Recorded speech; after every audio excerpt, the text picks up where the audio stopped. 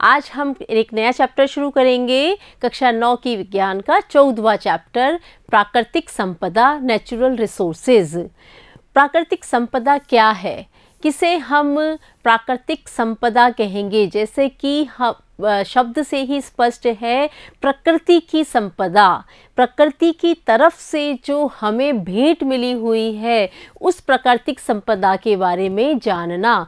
तो इसको हमें जानने की ज़रूरत क्यों पड़ी? जब कोई चीज़ हमको प्रोवाइडेड है, जो चीज़ हमें मिली हुई है, अगर उसमें कुछ परेशानी आने लग जाती है तब हम समझ पाते हैं कि इनकी क्या वैल्यू है। तो आज ये ज़रूरत हो गई है कि हम इन प्राकृतिक संपदा जो हमें मिली हुई है प्रकृति की तरफ से, उनका रख रखाव अच्छे से करें, उनको अच्छे से उपयोग में लें। इसीलिए हमें जानने की ज़रूरत पड़ गई है कि प्राकृतिक संपदा क्या है और इनको किस तरह से ये हमें लाभ पहुंचाती है और हमें इनका ध्यान रखना चाहिए, क्योंकि इनके बिना हमारा जीवन संभव नहीं है। इसलिए हम आज इस चैप्टर में बहुत इम्पॉर्टेंट चीज़ें हैं, हो सकता है आपको थोड़ी सी कम इंटरेस्टिंग लगे, लेकिन आपको इसमें इंटरेस्ट लेना चाहिए, क्योंकि ये हमारे जीवन का आधार है। हम सभी जीव जंतुओं के जीवन का आधार है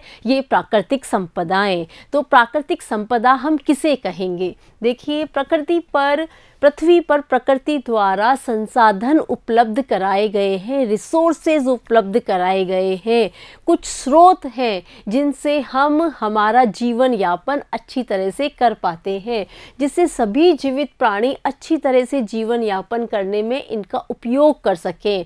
तो यही प्राकृतिक संपदा है, संसाधन है। तो ये प्रकृति में कौन कौन से हैं, किस रूप में हैं?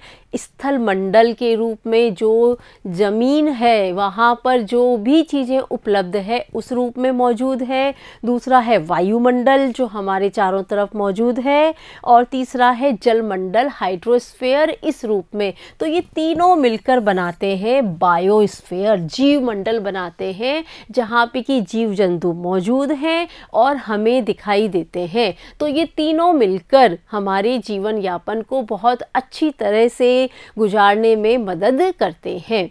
तो सबसे पहले प्राकृतिक स्रोत के ये सब क्या हैं? निर्जीव घटक हैं जो सजीवों के पृथ्वी पर संपोषण के लिए आवश्यक है। तो ये कौन कौन से हैं? देखो, हवा, जल, मृदा, ये तीनों प्राकृतिक संपदाएं हमारे लिए बहुत इम्पॉर्टेंट है। तो हम इनके बारे में अभी विस्तार से जानेंगे। तो सबसे पहले हम समझते हैं हवा।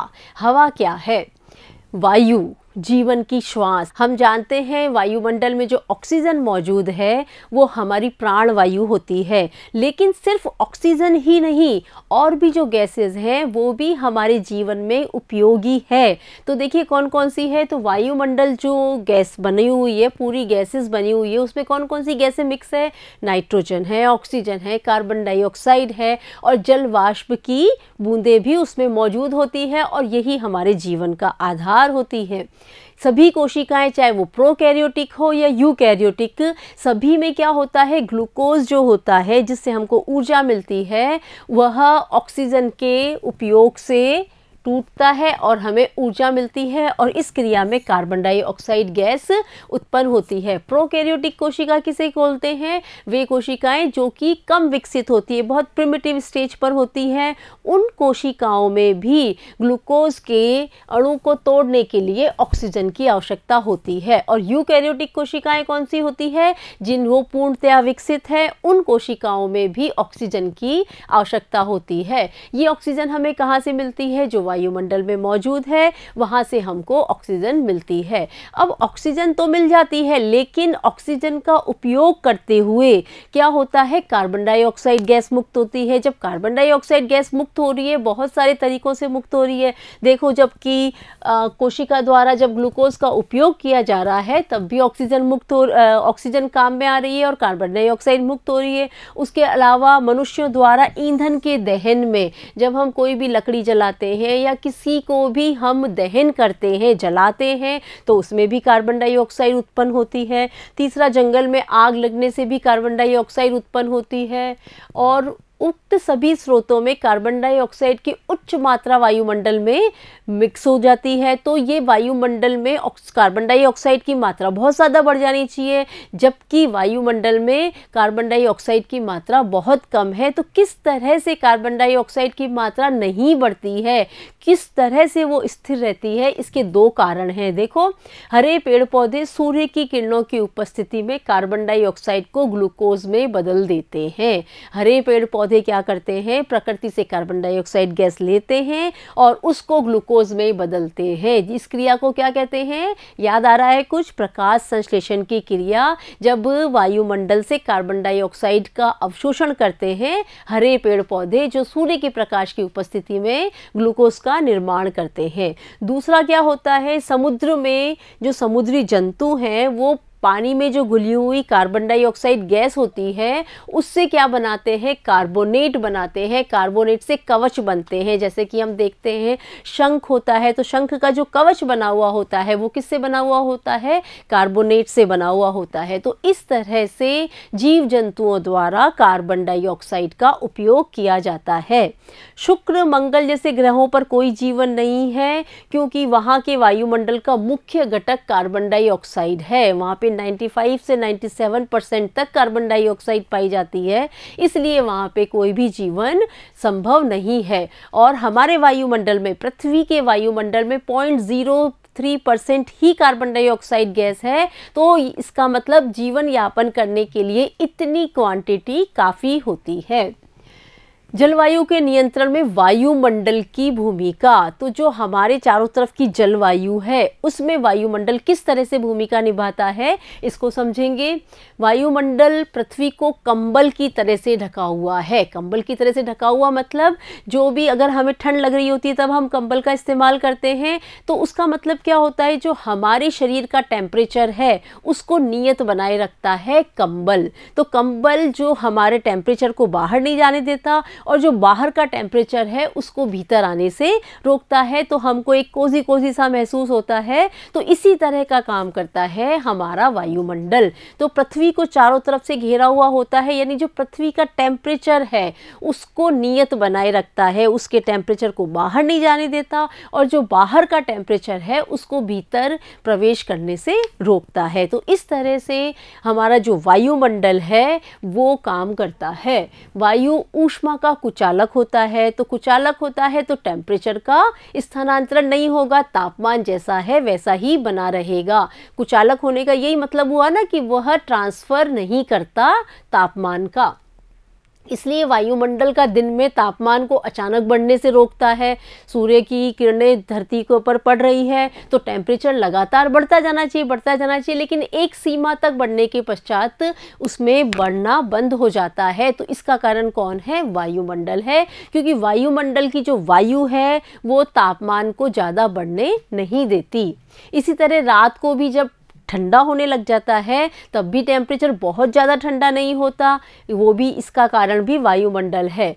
तो इसी कारण रात के समय ऊष्मा को बाहरी अंतरिक्ष में जाने से रोकता है, उसके रोकने की दर को कम करता है वायुमंडल। वायुमंडल पृथ्वी के औसत तापमान को दिन के समय और रात के समय बनाए रखता है, लगभग नियत बनाए रखता है। उनके अंदर जो डिफरेंस होता है वो बहुत ज़्यादा नहीं आने देता। वायुमंडल पृथ्वी पर ऊष्मा की निश्चित मात्रा को भी पहुँचे यह सुनिश्चित करता है। वो अपने चारों तरफ जो आवरण बना के रखता है उसके कारण हमारी धरती के ऊपर एक निश्चित मात्रा में ही तापमान आ पाता है, ऊष्मा आ पाती है। चंद्रमा की सतह पर वायुमंडल नहीं है और तापमान 190 डिग्री सेंटीग्रेड से 110 डिग्री सेंटीग्रेड तक रहता है। तो इसीलिए वहाँ पे वायुमंडल नहीं होने की वजह से वहाँ पर कोई जीवन नहीं है। अब जब वायुमंडल में हमने देखा कि किस तरह से वह जलवायु को रोकता है, जलवायु को नियत बनाए रखता है, तो अब हम देखते हैं वायुमंडल में और कौन कौन सी घटनाएं घटित होती है। तो एक घटना होती है पवन, हवा। तो हवा किस तरह से काम करती है उसको हम समझेंगे एक क्रियाकलाप के माध्यम से। तो 3 हम बीकर ले रहे हैं, तो बीकर में क्या करेंगे, तीनों के अंदर एक में कुछ पत्थर भर देंगे, कंकड़ भर लेंगे, दूसरे के अंदर पानी भर लेंगे और तीसरे में हम भर लेंगे मिट्टी और तीनों को हम थर्मामीटर में लगा देंगे, थर्मामीटर उसमें लगा देंगे, ठीक है। और उनको तीनों को 3 घंटे के लिए हम सूर्य के प्रकाश में रख देंगे और फिर हम टेम्परेचर नोट करेंगे। जो जो क्रियाकलाप जब भी हम करते हैं तो हमने क्या सामग्री ली है पहले उसका विवरण दे देंगे और जिस तरह से स्टेप बाय स्टेप हमने प्रयोग को करते जा रहे हैं, स्टेप बाय स्टेप उन्हीं स्टेप्स को लिखना होता है। तो 3 बीकर ले लिया, उनमें इन तीनों चीज़ों को रख दिया, उसमें हमने थर्मामीटर लगा दिया और उसके पश्चात हमने तीनों को सूर्य के प्रकाश में रख दिया 3 घंटे के लिए। फिर हमने उनके टेम्परेचर को नोट कर लिया कि उनका टेम्परेचर कितना आया तीनों थर्मामीटर में। फिर हमने उनको उठा के कहाँ रख दिया, छाया में रख दिया 3 घंटे के लिए और फिर हमने उनका तापमान नोट किया। तो हम देखेंगे कि जो रेत से भरा बीकर है, यहाँ पर जो मिट्टी रखी हुई है, ये वाला जो बीकर है इसमें क्या होगा, जल्दी से ये गर्म हो जाएगा और रेत से भरा बीकर जल्दी से ठंडा भी हो जाएगा। जब हमने धूप में रखा तो उसका टेम्परेचर सबसे पहले बढ़ गया और जब हमने उसको छाया में रखा तो उसका टेम्परेचर सबसे पहले कम हो जाएगा। अर्थात स्थल भाग, तो मिट्टी का गर्म होने का क्या मतलब है कि जो स्थलीय भाग है जहाँ पर मिट्टी होती है, तो इसका मतलब सूर्य के प्रकाश में जो धरती है वो जल्दी गर्म होती है और रात को ही वो जल्दी ठंडी भी हो जाती है। वायु का तापमान लगभग स्थिर रहता है, जो वायु जिसमें है वह तापमान, उसका तापमान बिल्कुल स्थिर रहेगा क्योंकि वह वायु क्या होती है, तापमान की कुचालक होती है, तो उनके टेम्परेचर में ज़्यादा फर्क नहीं आता है।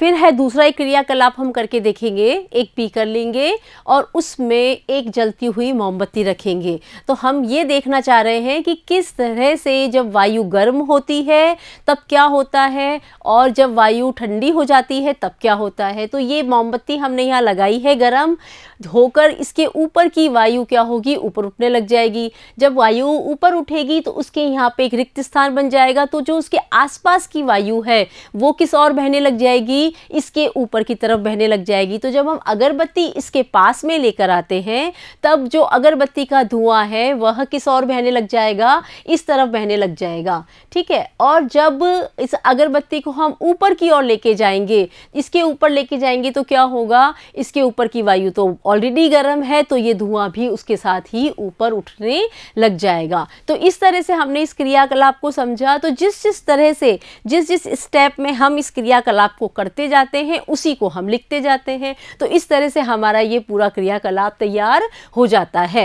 तो इससे क्या निष्कर्ष निकलता है, जब मोमबत्ती के ऊपर की वायु गर्म होती है तो वह ऊपर की उठती है और धुआं भी ऊपर उठने लग जाता है और धुएं के ऊपर उठने से रिक्त स्थान बन जाता है। इस रिक्त स्थान से बाहर की ठंडी वायु बीकर में प्रवेश करने लगती है और किनारे पर रखने पर अगरबत्ती का धुआं भी बीकर के अंदर जाने लगता है। तो इस तरह से हमने देखा जब वायु गर्म होती है तो वो ऊपर उठती है और जब वो ऊपर उठती है तो जो आसपास की ठंडी वायु है जो कि गर्म नहीं है तो उस खाली स्थान को लेने के लिए उस ओर बहने लग जाती है। तो इस तरह से वायु में हलचल पैदा हो जाती है और वायु की ये हलचल ही क्या है, ये वायु की हलचल ही पवन है, हवा है।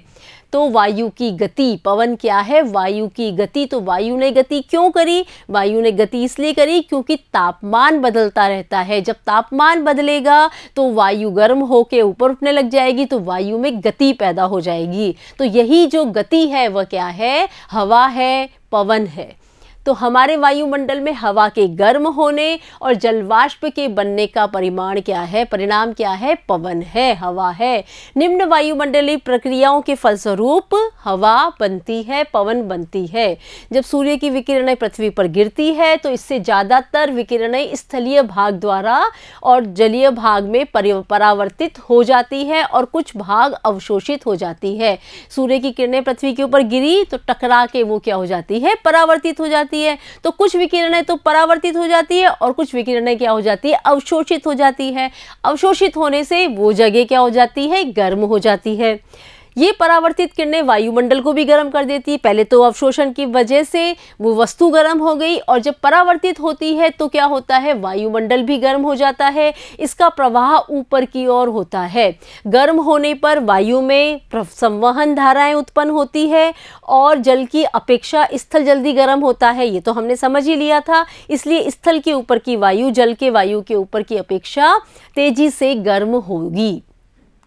ठीक है, तटीय क्षेत्रों में दिन के समय स्थल के ऊपर की वायु तेजी से गर्म होकर ऊपर उठना शुरू कर देती है। जैसे ये वायु ऊपर की ओर उठती है, वहां पर कम दाब का क्षेत्रफल बन जाता है और प्रवाहित होने लग जाती है। जो आसपास की वायु है वो उसकी ओर प्रवाहित होने लग जाता है। देखो ये समुद्र है और ये धरती है, यहाँ की वायु गर्म हुई तो ये ऊपर उठने लग गई, तो ये ठंडी हवा है वो यहाँ पर आने लग जाती है, क्योंकि यहाँ पर कम दाब का क्षेत्र बनने लग जाता है। तो इस तरह से हवा का फ्लो होने लग जाता है, हवाएं बहने लग जाती है। एक क्षेत्र से दूसरे क्षेत्र में वायु की गति पवनों का निर्माण करती है। पवन कैसे बनी, एक क्षेत्र से दूसरे क्षेत्र में जब वायु गति करने लग गई तो पवन का निर्माण हो गया। दिन के समय हवा की दिशा कैसी होती है, समुद्र से स्थल की ओर होगी।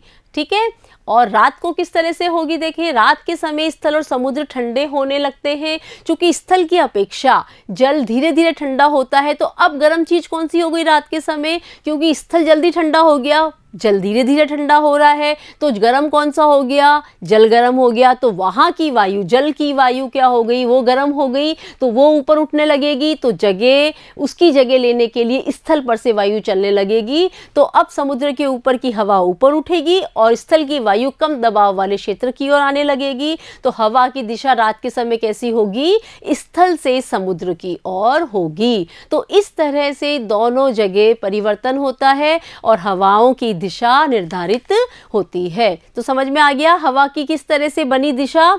जब गर्म जो चीज वस्तु होगी वो उसकी वायु ऊपर की तरफ बहेगी और ठंड चारों तरफ से उसकी और हवा बहने लग जाएगी। तो इस तरह से हमने समझा कि हवा कैसे बहती है और हवा के क्या कारण हो सकते हैं। अन्य कारक भी हैं जो इन हवाओं को प्रभावित करते हैं। वो है पृथ्वी की घूर्णन की गति भी है और पवन के मार्ग में आने वाली पर्वत श्रृंखलाएं, जिसकी वजह से वायु की स्पीड कम या ज़्यादा होने लग जाती है, तो ये भी प्रभावित करती है पवन की स्पीड को और पवन के बनने को। चक्रवात, आंधी, तूफान जैसी विभिन्न घटनाएं भी विभिन्न क्षेत्रों में वायुमंडल के असमान रूप से गर्म होने के कारण घटित होती है। तो ये हमने समझा पवन क्या है।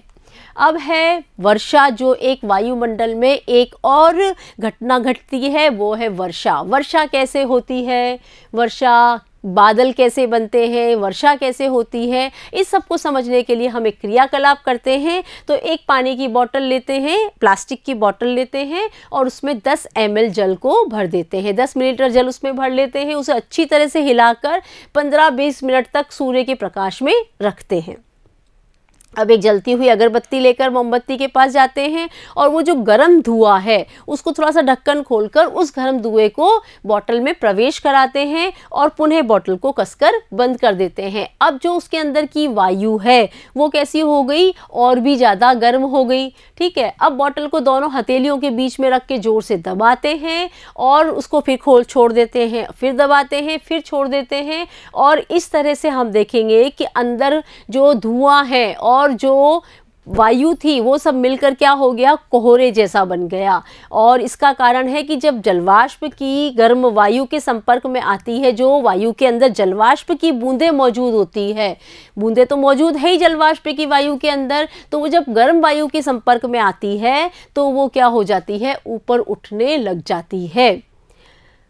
जब बोतल पर दाब बढ़ाते हैं, हम जब हाथ से दबा के बढ़ाते हैं तो वह जल बूंदों के रूप में संघनित हो जाती है, इकट्ठी हो जाती है। ऐसे में जो धुएं की कण हैं वो नाभिक का कार्य करते हैं। नाभिक का कार्य करते मतलब सेंटर में तो नाभिक में तो धुएं का कण आ जाता है और उसके चारों तरफ जमा हो जाती है जलवाष्प की छोटी छोटी बूंदें। तो ये जलवाष्प की जब छोटी छोटी बूंदें एक बन जाती है तो ये जब बहुत सारी इकट्ठी हो जाती है तो उसको कहते हैं संघनित हो जाती है और इस तरह से बादल बन जाते हैं। और अपने चारों ओर जल की बूंदों को जमा होने देते हैं, जिससे बॉटल में कोहरा दिखाई देने लगता है। इस तरह से वायुमंडल में भी निम्न घटनाक्रम के द्वारा वर्षा होती है। तो अब इसी को आधार बनाकर, इस क्रियाकलाप को आधार बनाकर हम इस प्रयोग को समझते हैं। दिन के समय जब जलीय भाग गर्म हो जाते हैं तो बड़ी मात्रा में जलवाष्प बन जाती है और यह वाष्प वायु में प्रवाहित हो जाती है। क्या हुआ, जब वायुमंडल के अंदर जो वायु में जलवाष्प की बूंदें होती है वो गर्म हो जाती है, तापमान जब बढ़ जाता है तो वो गर्म हो जाती है। उस गर्म होने की वजह से वो वायु में प्रवाहित हो जाती है और फिर वह ऊपर उठने लगती है गर्म वायु। जब गर्म वायु ऊपर उठती है तो ये जलवाष्प की बूंदें भी होती है, वह भी ऊपर उठने लग जाती है और ऊपर उठकर वो फैल जाती है और संघनित हो जाती है। जलवाष्प की कुछ मात्रा जैविक क्रियाओं के कारण वायुमंडल में चली जाती है। यह वायु भी गर्म हो जाती है और गर्म वायु अपने साथ जलवाष्प को लेकर ऊपर की ओर उठने लगती है। जैसे ही वायु ऊपर की ओर उठती है, फैलती है और ठंडी हो जाती है।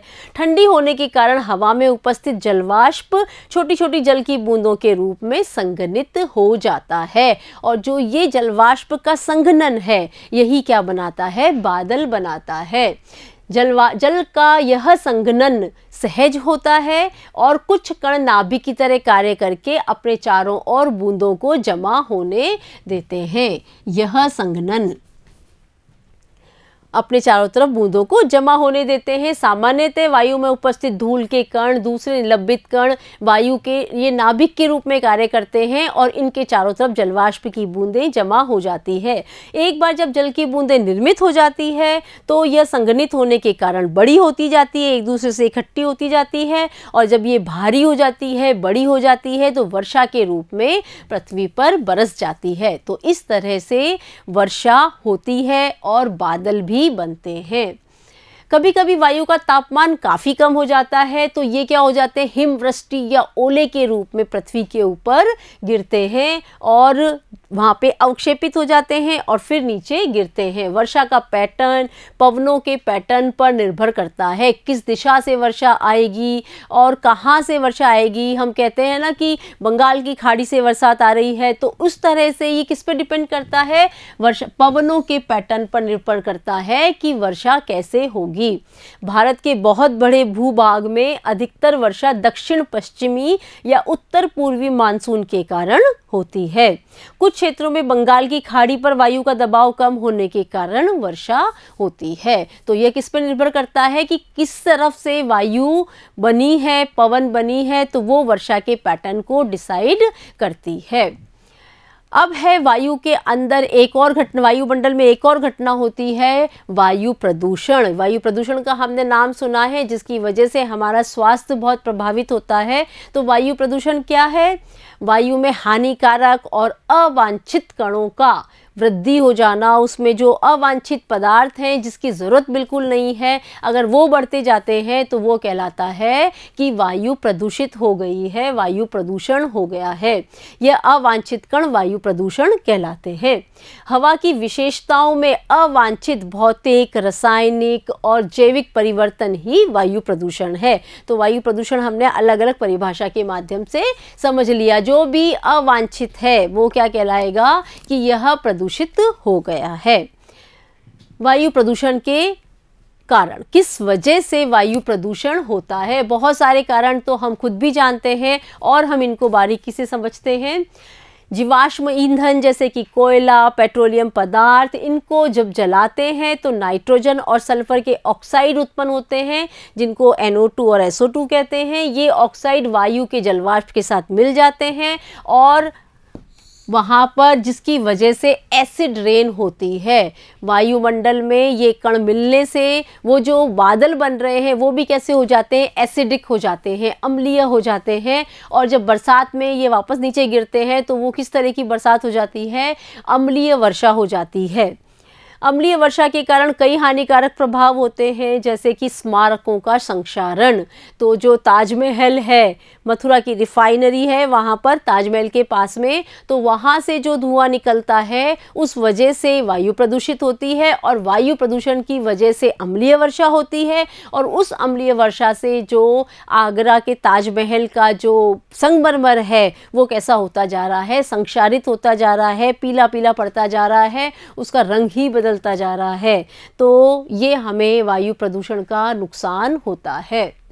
जीवाश्म ईंधन के दहन से निलंबित कणों की मात्रा बढ़ जाती है। ये निलंबित कण बिना जले कार्बन कण या पदार्थ हो सकते हैं, जिन्हें हाइड्रोकार्बन कहा जाता है। इन सभी प्रदूषकों की अधिक मात्रा में उपस्थिति दृश्यता को भी कम कर देती है। अगर वायुमंडल में ये सब कणों की मात्रा बढ़ जाती है, जैसे कि दिल्ली में हम देखते हैं कि दिल्ली में बहुत बुरी तरह से कोहरा हो जाता है, तो उससे क्या हो जाती है, दृश्यता कम हो जाती है, दिखाई देने कम लग जाता है। और विशेषकर सर्दी में जब वायु के साथ जल भी मिक्स हो जाता है, जलवाष्प की बूंदें मिक्स हो जाती है, तो उस समय धूम कोहरा बन जाता है, स्मोक बन जाता है, जिससे कि दिखाई भी हमें कम देता है। हमें कम नहीं दिखाई देता, बल्कि जो वायु है चारों तरफ की, जो उसकी पारदर्शिता है वो कम हो जाती है, तो हमें चीज़ें दृश्य कम होती है।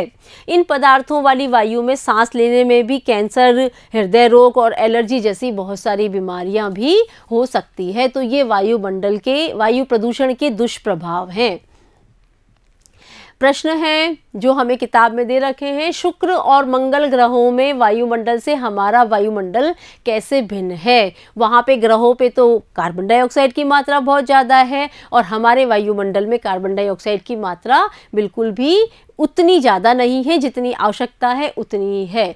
हमारे वायुमंडल में कई प्रकार की गैसें पाई जाती है, जैसे नाइट्रोजन 78% है, ऑक्सीजन 21% है, कार्बन डाइऑक्साइड 0.03% है, और जलवाष्प और अन्य गैसें हैं। ये सब चीज़ें मिलकर हमारे पृथ्वी पर जीवन को संभव बनाती है। इन गैसों की उपस्थिति ही पृथ्वी पर जीवन यापन के लिए आधार का कार्य करती है, जबकि शुक्र और मंगल के वायुमंडल में 95 से 97% कार्बन डाइऑक्साइड होती है, और इन ग्रहों पर इसीलिए जीवन नहीं पाया जाता है। तो ये आप प्रश्न के जो उत्तर हैं इसको आप नोट भी कर लें और समझ भी लें, जिससे कि हमको उत्तर लिखने में आसानी हो जाए। जब हम समझ जाते हैं तो हम उत्तर को सिर्फ समझकर अपनी भाषा में उसको लिख पाते हैं। वायुमंडल एक कंबल की तरह कैसे कार्य करता है, तो ये हमने समझा था। कंबल की वजह से जो पृथ्वी का तापमान है वो नियत बना रहता है। वायु ऊष्मा की कुचालक होती है, अतः वायुमंडल दिन के समय पृथ्वी के तापमान को अचानक बढ़ने से रोकता है और रात को अचानक गिरने से भी रोकता है। इस प्रकार पृथ्वी पर दिन एवं रात्रि में ताप में ज़्यादा अंतर नहीं आता है। वायुमंडल वर्ष भर पृथ्वी के औसत ताप को लगभग स्थिर रखता है। चंद्रमा पर दिन का ताप 110 डिग्री और रात्रि में 190 डिग्री हो जाता है। वायुमंडल पृथ्वी पर एक कंबल आवरण की तरह हमारी रक्षा भी करता है और उसकी तरह कार्य भी करता है। वायु प्रवाह, पवन क्या है? पवन क्या है? वायु का प्रवाह है। तो ये कैसे बनती है, इसके क्या कारण है? सौर ऊर्जा के कारण स्थल और जल के ऊपर की वायु गर्म होती है, उसकी वजह से वह ऊपर उठने लगती है। जब वो ऊपर उठने लगती है तो उस जगह का दाब कम हो जाता है। जब दाब कम हो जाता है तो उस स्थान को ग्रहण करने के लिए, दाब जो कम हो गया है उसको इक्वल करने के लिए जो आसपास की वायु है वो उस स्थान पर बहने लग जाती है। ठीक है, तो उस प्रकार वायु के प्रवाह को क्या कहते हैं? पवन कहते हैं। दिन के समय वायु प्रवाह की दिशा समुद्र से स्थल की ओर होती है और रात्रि में स्थल से समुद्र की ओर होती है, क्योंकि रात्रि में समुद्र की अपेक्षा स्थल जल्दी ठंडा हो जाता है। तो इस तरह से वायु प्रवाह होता है। बादलों का निर्माण कैसे होता है? तो बादलों का निर्माण भी अभी हमने समझा था, तो देखो इसको कैसे लिखेंगे। सौर ऊर्जा से समुद्रों, जलाशयों का जल वाष्पीकृत होता है, जलवाष्प बनकर वायुमंडल में आ जाता है। गर्म वायु जलवाष्प को लेकर ऊपर उठती है, ऊपर जाकर फैलती है और ठंडी हो जाती है, और वहाँ पे और सारी बूंदें भी इकट्ठी हो जाती है। वह जलवाष्प का संघनन हो जाता है, जिससे कि बादल बनते हैं। तो इस तरह से हम जान सकते हैं कि बादल कैसे बनते हैं। मनुष्य के 3 क्रियाकलापों का उल्लेख करो जो वायु प्रदूषण में सहायक हैं। वायु मनुष्य की कौन सी ऐसी कारण है जिसकी वजह से वायुमंडल प्रदूषित हो रहा है? तो देखिए, बढ़ता हुआ औद्योगिकीकरण, जिसके कारण अनेक हानिकारक गैसें भूमि पर अपशिष्ट पदार्थों के जलीय स्रोतों में रसायन युक्त गर्म जल छोड़ा जाता है। इसकी वजह से वायु प्रदूषित हो जाती है। वनों का कटना, क्योंकि ऑक्सीजन की कमी होती जा रही है तो इसकी वजह से भी वायु प्रदूषण बढ़ता जा रहा है। कृषि में अत्यधिक उर्वरकों का और कीटनाशकों का प्रयोग किया जाता है और जनसंख्या वृद्धि एवं शहरीकरण के कारण बढ़ता हुआ यातायात वायु प्रदूषण में महत्वपूर्ण भूमिका निभाता है। इस कारण से वायुमंडल बढ़ता जा रहा है। तो इस तरह से हमने समझा कि जो प्राकृतिक संपदा है वायुमंडल, तो वो किस तरह से हमारे लिए उपयोगी है और हमारे किन किन कारणों की वजह से, किन किन कृत्यों की वजह से ये हम इनको प्रदूषित करते जा रहे हैं। तो अब अगली संपदा, प्राकृतिक संपदा जो हमें उपलब्ध है, जल, उसके बारे में हम अगले वीडियो में पढ़ेंगे। Thank you.